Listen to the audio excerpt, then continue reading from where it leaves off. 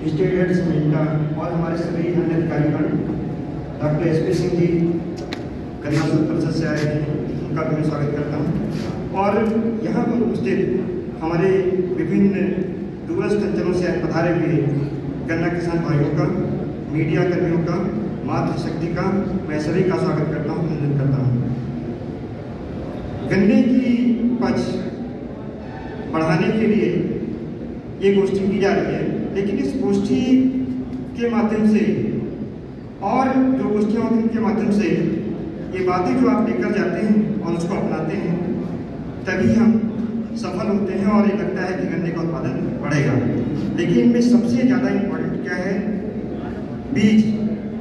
जब 1966 में हरित क्रांति इस क्षेत्र में आई, पूरे भारत में आई, तो उसमें जो सबसे बड़ा फैक्टर था वो क्या था? गन्ने का बीज। तो बीज हमको दिया डॉक्टर बक्सीराम साहब ने 238 का, और उससे चीनी मिलों ने इतिहास बनाया रिकवरी प्राप्त करने का, किसानों ने इतिहास बनाया ज़्यादा से ज़्यादा उत्पादकता देने का। 2800 कुंटल 2400 कुंटल की उपज भी किसानों ने प्राप्त की। उसमें सबसे बड़ा योगदान इस गन्ना प्रजाति का था। आज जो सोचने की बात है कि हमारे पास ऐसी कोई प्रजाति नहीं है जिसका उत्पादन 238 के बराबर आता हो, लेकिन थोड़ा बहुत अन्वेषण करके आपकी जो पुरानी गन्ने की खेती की पद्धति है उसमें बदलाव करके जो इस समय हमारे पास उपलब्ध गन्ना प्रजातियां हैं, गन्ना किस्में हैं, उनसे भी हम गन्ने का उत्पादन बेहतर ले सकते हैं। अगर हम पूरे मंडल की बात करें, चीनी मिलों में भारी अंतर है, किसानों में बहुत बड़ा अंतर है। मैं आपको बताऊं, एक चीनी मिल है यहाँ पर गागल ही, जिसका औसत उपज आता है 175 कुंटल पर हेक्टेयर का, और आपकी चीनी मिल का लगभग 600 कुंटल के आसपास स्टार्ट आता है। किसानों की बात करें तो किसी किसान का औसत आ जाता है 25 कुंटल पर बीघे का, और ऐसे भी किसान हैं जिनका 140 कुंटल किया जाता है।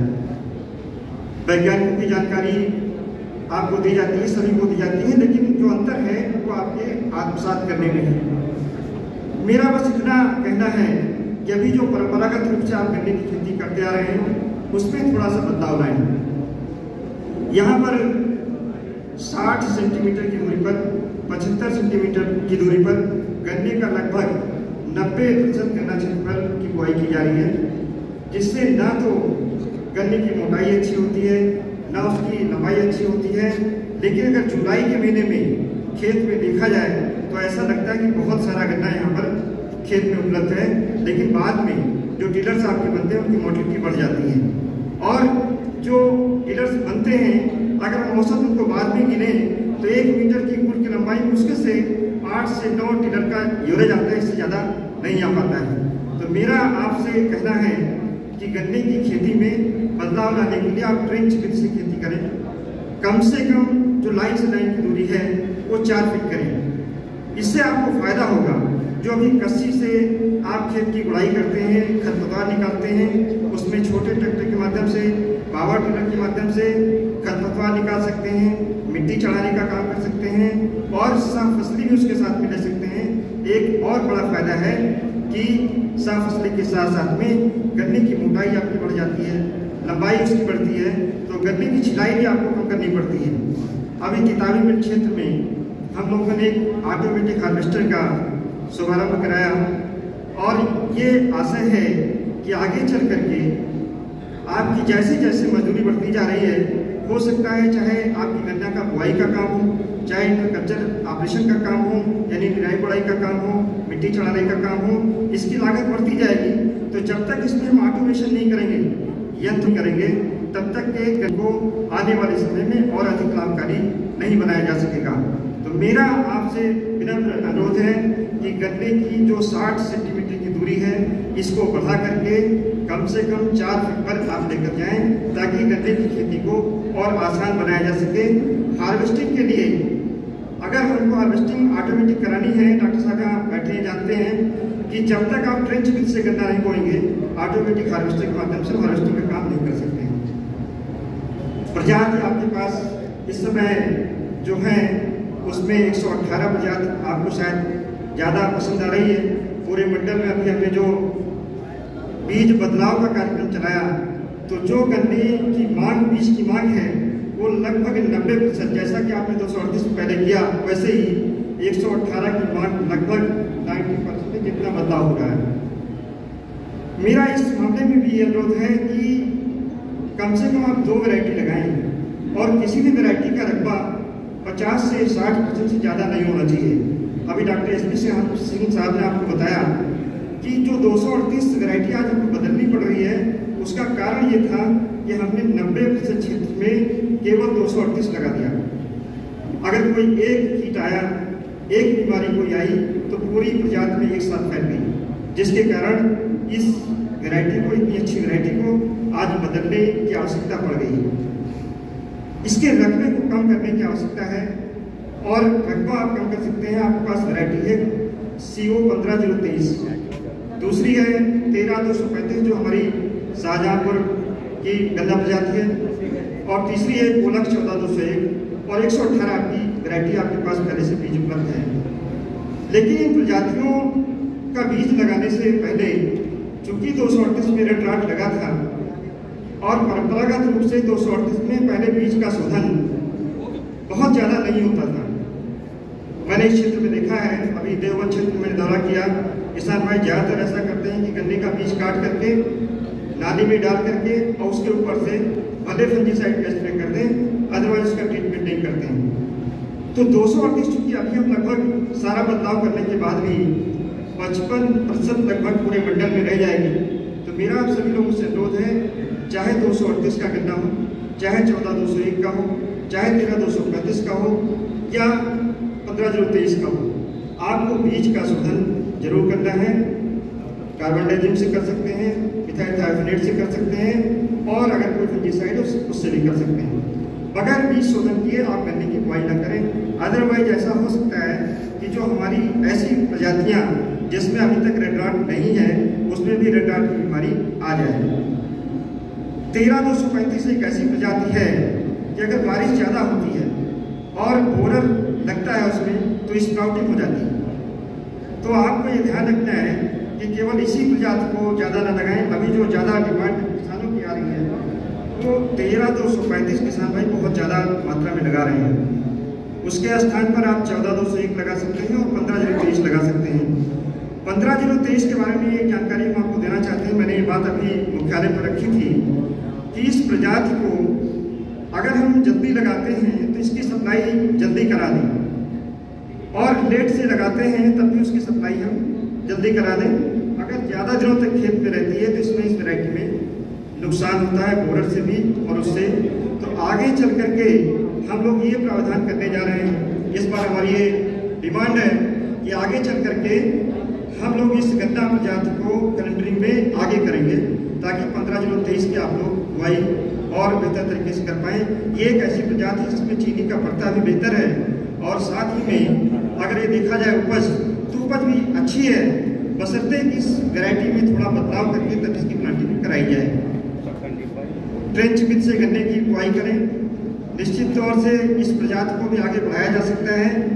कोलक 14201 ऐसी प्रजाति है जिसमें कम दवाई डाल करके और थोड़ी सी कम मेहनत करके, केवल फर्टिलाइजर का एप्लीकेशन सही करके, और इसका उत्पादन अच्छा लिया जा सकता है। नेचर हमने अलग देखा है। ईस्टर्न यूपी में 14201 का किसानों में काफ़ी रुझान है कि 14201 वैरायटी को हम बुआई करें, और हमारे यहाँ वेस्टर्न यूपी में भी 13235 किसान भाई बो रहे हैं। लेकिन अगर 14201 को आप कायदे से बोएं, खासतौर से अक्टूबर के महीने में, फरवरी के महीने में, मार्च के महीने में, तो एक ये ऐसी प्रजाति जिसका अच्छा उत्पादन पौधे का मिल सकता है और रैटून का भी बढ़िया उत्पादन मिलता है। अभी आप लोग यहाँ पर प्लांटिंग कर रहे हैं। प्लांटिंग में ध्यान रखने की आवश्यकता है कि गन्ने का बीज जब आप काटते हैं तो खास तौर से जो नीचे का गन्ना है जिसमें जड़ें होती हैं, उसको अलग छांट दें। अगर उसको नहीं आप निकालते हैं, उसका सेग्रीगेशन नहीं करते हैं, तो जमा उसमें प्रभावित हो जाता है। अच्छा, लेट जब आप गन्ने की बुआई कर रहे हों तो वैसे भी टिलरिंग के लिए टाइम नहीं रहता है, यानी ब्यात का कोई समय नहीं रह जाता है। अगर उसको आप नहीं निकालते हैं तो आपका जनरेशन कम हो जाता है। ऐसी दशा में जो गन्ने का उत्पादन है वो काफ़ी कम हो जाता है। इस पूरे क्षेत्र में अगर हम देखें तो करीब 40% गन्ना गेहूं काटने के बाद बोया जाता है। कम उपज का मुख्य कारण वो भी है। अभी हमने यहाँ पर एक गांव है फैला, वहाँ पर देखा, हमारे किसान हैं मनिंदर सिंह जी और इस चीनी क्षेत्र भी हैं, जिन्होंने जो गन्ना नवंबर में काटा और दिसंबर में काटा, जनवरी में काटा और गेहूं की बुआई की। गेहूं की बुआई करते समय उसमें ट्रेंच बनाया, ठीक है, ट्रेंच बना करके और फरवरी के महीने में दोबारा से छोटे ट्रैक्टर के माध्यम से, जो छोटे ट्रैक्टर आते हैं वो चल सकते हैं, उनसे दोबारा से ट्रेंच बना दी और गन्ने की बुआई कर दी। इस समय उसमें गन्ना बिल्कुल तैयार हो गया है, गेहूं के लगभग बराबर गन्ना पहुंच रहा है और साथ ही में गेहूं की कटाई भी बहुत आसानी से हो जा रही है। अगर ये मेथड आप अपनाते हैं तो जितना 40% गन्ना आप गेहूं काटने के बाद बोते हैं, इस गन्ने को फरवरी के महीने में और मार्च के महीने में अगर हम बुआई करते हैं तो निश्चित तौर से जो डॉक्टर अशोक जी कह रहे थे कि हम गन्ने का औसत जो ड्राल है उसको बढ़ाएं। औसत ड्राल कहाँ से बढ़ेगा? जब गन्ने की उत्पादकता बढ़ेगी, और गन्ने की उत्पादकता इस रेंज में तब बढ़ेगी जब आफ्टर व्हीट का जो गन्ना है उसको फरवरी और मार्च के महीने में प्लांटिंग कराई जाए। तो यहाँ के लिए एक बहुत अच्छा टूल है।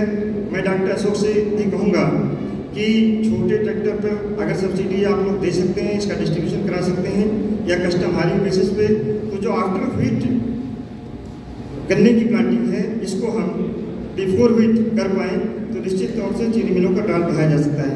धामपुर की जो लास्ट ईयर की कृषि थी वो 2,64,00,000 थी, हाईएस्ट थी मुझे लगता है, और इस बार हम लोग रिकॉर्ड जरूर ब्रेक कर रहे हैं कि 2,40,00,000 की कृषि करके और इंडिया में उत्तर प्रदेश में नंबर 1 पे हो जाएंगे, लेकिन उस रिकॉर्ड को अभी ब्रेक नहीं कर पा रहे हैं।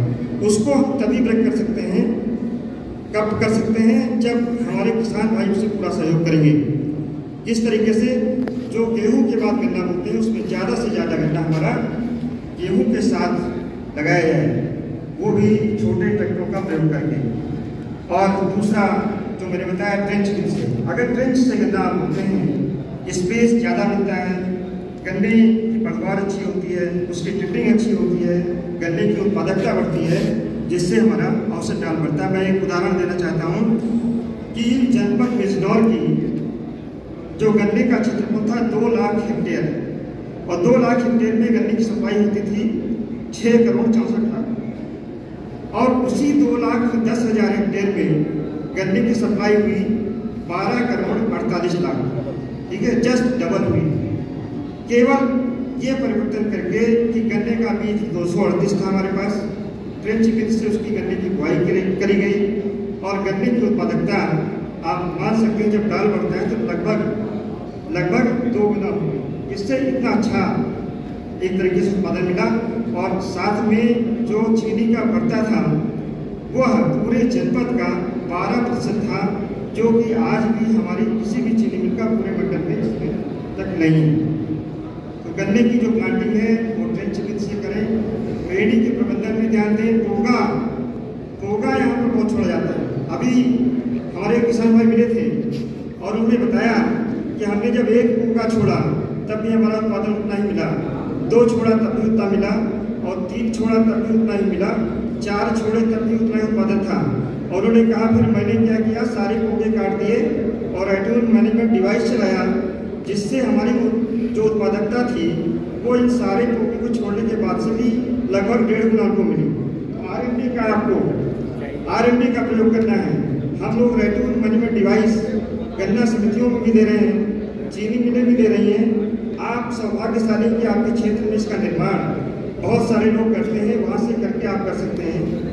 R&D एक ऐसी डिवाइस है कि जो पोगा है वो खत्म हो जाता है, सारी आपकी स्प्राउटिंग एक साथ होती है, ठूंठ की छटाई हो जाती है, बगल में कूड़ बन जाती है, कैविटी बन जाती है जिसमें आप खाद उसके साथ डाल सकते हैं। गन्ने की पत्तियाँ उनके ऊपर मिट्टी पड़ जाती है, वो खाद के रूप में परिवर्तित हो जाती हैं, और उसके बाद एक साथ स्प्राउटिंग होने के कारण सारे गन्ने जितने निकलते हैं उनकी आयु एक रहती है, लंबाई मोटाई एक जैसी रहती है, बराबर रहती है, समान रहती है, जिससे उसकी उत्पादकता बढ़ जाती है। और सबसे बड़ा फायदा क्या होता है कि जो टाप और पोका बोइंग के कैरियर के रूप में वो काम करता है, वह भी खत्म हो जाता है, रोग कम लगता है। तो मेरा आपसे तीन चीज़ों के लिए अनुरोध है। एक तो गेहूं के बाद की प्लांटिंग आप ना करें, जितना संभव हो गेहूं के साथ कर लें। और दूसरा, रैटून मैनेजमेंट डिवाइस के माध्यम से आप निश्चित तौर से पेड़ी का प्रबंधन अवश्य करें। मैं इन्हीं बातों के साथ अपनी वाणी को नाम देता हूँ। धन्यवाद। जय हिंद, जय भारत। तो ये थे हमारे माननीय ओपी सिंह जी, उपगण आयुक्त सहारनपुर मंडल। धन्यवाद उपायुक्त गन्ना मोदी। काफ़ी कुछ आपकी समझ में आ गया होगा। विस्तार से जानकारी जो है नेक्स्ट वीडियो मिलते हैं आपसे।